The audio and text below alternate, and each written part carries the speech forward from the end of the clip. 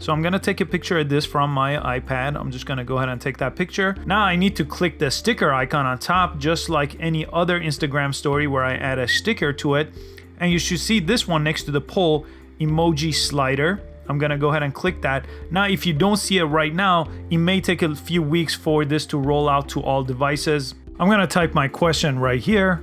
And this way people could vote basically from 0 to 100 with this emoji slider if they like the film or not. And then you could change this icon, this emoji, from the heart one to any other one you see down here. So there's a bunch of them down here, or at the end of the list you could click the plus sign and you'll basically get the emoji from all the emojis you have on your phone, or you could search for emoji. There's a lot here that you could choose from, but in this case I'm gonna choose the very first default one, and then I could change the style. So on top you should see A.